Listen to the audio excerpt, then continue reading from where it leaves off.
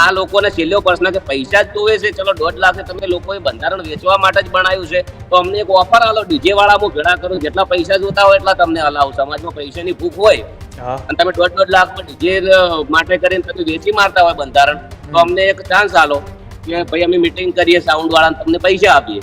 અથવા કે તમને એવું જ મનમાં હોય કે ડીજે થી નુકસાન નથી થતું, તો તમે પોતે કોઈ બી ડીજે વાળા બધા બોલાવીને એક મીટિંગ કરો કે કેટલું નુકસાન છે. પણ ગબ્બરભાઈ, કોઈના ઘરમાં કોઈ એકનો એક દીકરો હોય અથવા તો એકની એક દીકરી હોય, તે પરિવાર એ સુખી સંપન્ન હોય, કોઈ વસ્તુ ઘટતી ના હોય, પણ જ્યારે એમના દીકરા કે દીકરીનો પ્રસંગ આવે ને આવા સામાજિક બંધારણની અંદર રહીને કરવાના થાય તો કેટલું અઘરું પડે ને. અલ્પેશજી ના બોલ્યા કે વગાડો, અરે એમને ખબર છે જમાના પ્રમાણે કરવું પડે, અમદાવાદ બાજુ રહે છે, એમને બધી ખબર છે કે આપણા દીકરા છે, એમને એ બી કીધું કે તમે બહાર ના વગાડો, ઘરે વગાડો. એમને ખબર જ છે કે આ જમાના પ્રમાણે અવસર કરવો જોઈએ, બધું કરવું જોઈએ, ખૂબ સમજુ છે, એમને બધી ખબર જ છે. પણ હવે શું કહીએ, અમે તો આ વિડીયો બનાવવાના બંધ કરી દીધા હતા બિલકુલ, કે હવે જેને જે કરવું એ કરે. પણ હવે આ લોકો પોતે જ પાલન કરતા નથી. કહેવાનો મતલબ કે થર્ડ જ જઈને ઉપર છે, બચારા ડાળા જોડે ખાવા ઉપર પ્રતિબંધ હોય, આ તો કોઈ વાત છે?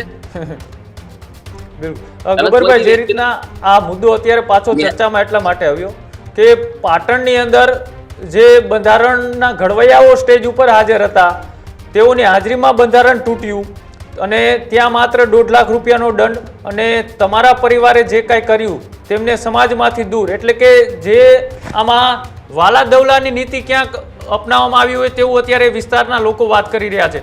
તમે કઈ રીતના જોઈ રહ્યા છો ને ત્યાં હાજર હતા બંધારણના ઘડવૈયા, તેમને શું કહેશો અહીંથી?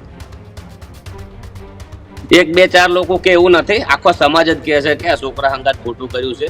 હંમેશ માટે સેવાના કાર્ય આપણે કર્યા છે ને આપણે કરવાના છે. અને જિંદગીમાં ગબ્બર ઠાકોર કોઈનું સારું કરે કે ના કરે એ તો ખબર નહીં, પણ પછી ખોટું તો કરવાનો જ નથી. હવે 20 વર્ષની સાહેબ અમારી મહેનત હોય, છોકરા હવે શીખી જ રહ્યા છે ગાવાનું, કે તમે બંધ કરી નાખો.